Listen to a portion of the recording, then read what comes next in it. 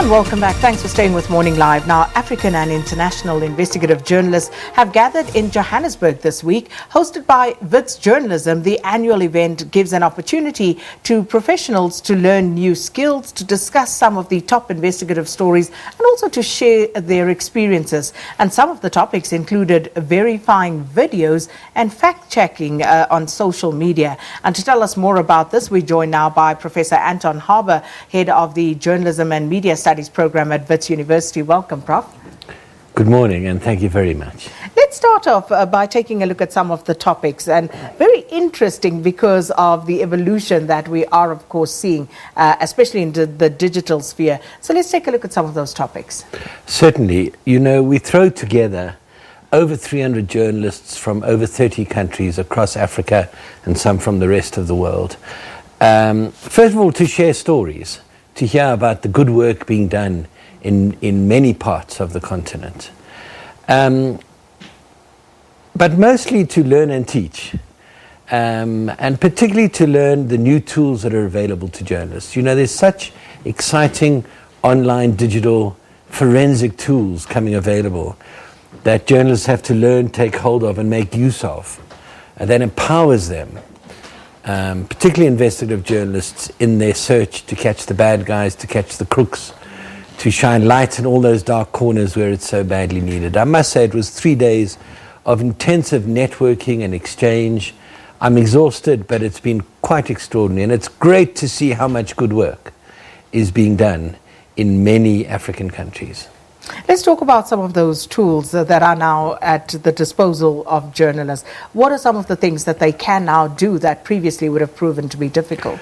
Well, for example, a major tool available to journalists now is satellite, what we call satellite journalism, making use of the extraordinary images of the Earth that is being captured all the time to show things that are happening, things that are changing, building going on.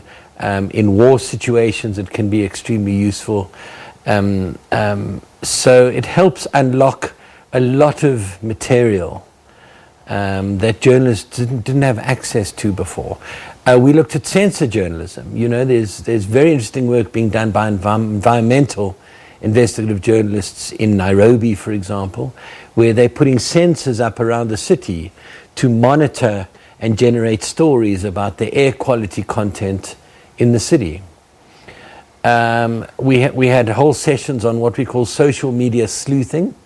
In other words, finding out what you need to know about public figures and politicians and business people through their social media, and enabling that to help you unlock the stories that you're trying to get. So there's a lot of really extraordinary, often open source tools that empower journalists.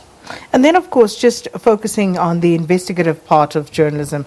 And this, of course, especially in the current context, can be very, very dangerous. Always has been. But you think of the South African journalist who went missing in Syria. Yes. Still hasn't, you know, we still don't know what's happened to him, where he is at the moment. And in cases such as these, and just looking at the image that you put out as well for this particular conference, let's talk to the safety of journalists, especially when they are doing investigative pieces. No, there's grave concern about getting across the message that journalism is not a crime, and we need to be protected in doing our everyday work. 2 of the countries with the worst record at the moment for imprisoning journalists are in Africa, and 3 of the worst censoring countries in the world, according to the Committee for the Protection of Journalists in New York, come from are African countries. So it's a worrying situation, and we expressed a particular solidarity. We backed the call for a special UN office for the protection of journalists. We feel global action needs to be taken to protect journalists doing their work. There was a particular concern which is worth highlighting, which is the harassment, trolling, attacks, threats to women journalists via social media. Social media raises many problems of this sort, but there's been a particularly ugly series of attacks on women journalists that we need to highlight. But how do we deal with that? Because, you know, and I'm sure every female journalist has suffered some of that to a certain degree or other. I think there's two ways. We must go after those who make those attacks. We must track them down. We must use our skills to track them down and make them account for their actions. Whether it's through the courts, whether it's through the authorities in one way or another, we must expose them and make them accountable. But secondly, I think we have to call on and pressurize the social media platforms to take action to prevent their platforms being abused in this way. Some of them are reluctant to take proper responsibility for the things done on their platforms, and I think we have to pressurize them to change that attitude. So we've had very many interesting incidents with regard to journalism in South Africa, especially in the last year or two. Take the latest, for example, over the weekend, where one of the publications spoke about a minister who may have paid off journalists not to publish a certain story. How do we deal with these sorts of stories, especially given that it's not the first time that these sort of allegations have been made? Yeah, look. We've seen what's happened in many African countries with what we call brown envelope journalism, paying of journalists to undermine their credibility and their standing and their work. In the era of state capture in this country, we saw corruption pollute so many of our institutions, and journalism was not immune. So we have to push back, like all other South African institutions, against the corruption of our profession. It was horrifying that a senior government minister and a senior ruling party official should talk about, in such a loose and casual way, about having paid off journalists. I believe he should be charged and prosecuted. There should be zero tolerance. We have to push back and say it's not acceptable. Journalists who take those bribes must be isolated and driven out of the profession. But those who pay, and I'm afraid the minister saying he said it, but he didn't do it, is not credible. It really isn't credible. So either he's got to prove that he didn't do it, or I think he should be prosecuted. And as for the publication involved here, how do they go about actually flushing out these journalists, if indeed this is true? Well, I think the editor of the publication reacted swiftly and firmly to say it's not acceptable, it's not tolerable, and that if you can identify those journalists, he would take immediate action. And I understand he's taking further action to prevent it happening. So we as journalists have to put our minds as to ways in which we drive back this corruption and prevent it happening in future. We need to tighten up and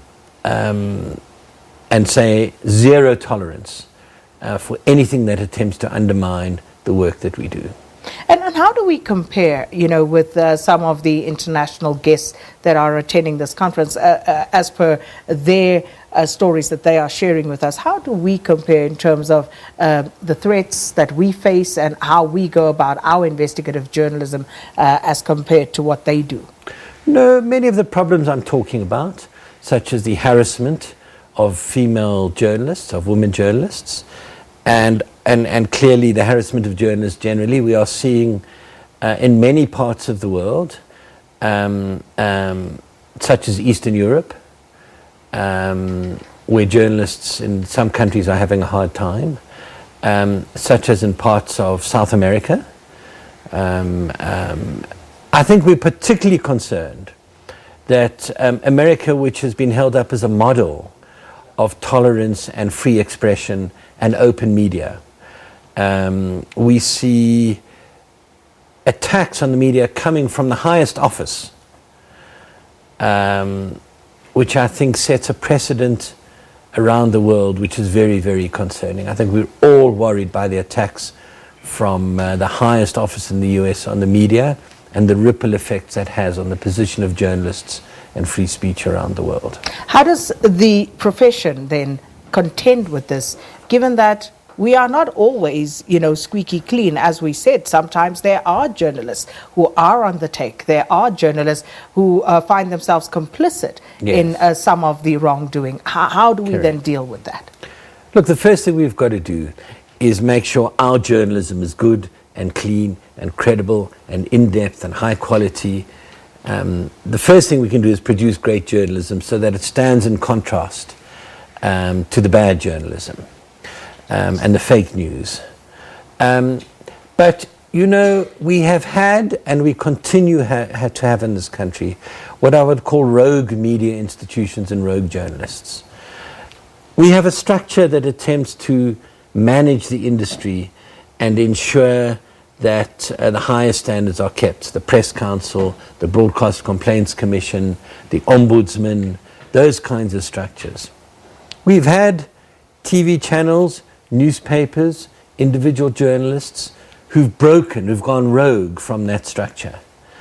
And we should be stopping that. We should be acting as a society to say, how? Let me give you an example. But some would say that's an unfair characterization, that because they do not follow the mainstream narrative, that does not make them rogue. No, so you what can do you follow, mean by going rogue? you can follow any narrative you want. But if you get things wrong, if you manufacture news, if you behave badly as a journalist, then we need a structure of self-regulation to make sure you're accountable for that.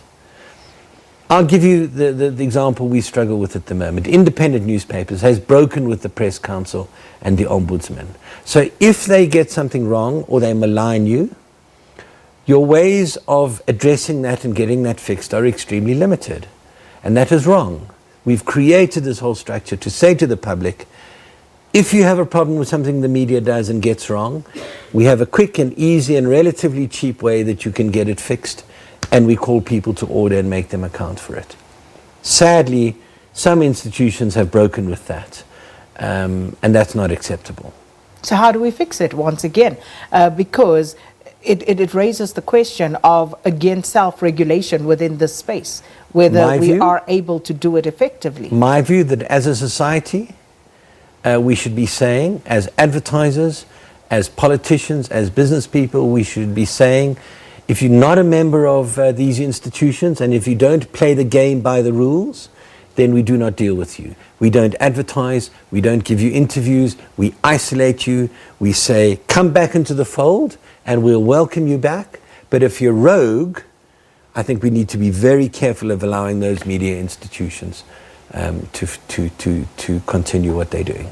I think that's a lovely note on which to leave it, and hopefully we'll come back and have a further discussion about that particular element. Thanks so much to Professor Anton Harber, Head of the Journalism and Media Studies Program at Wits University, talking to us about the 15th Annual African Investigative Journalism Conference that took place this week. Let's take a break.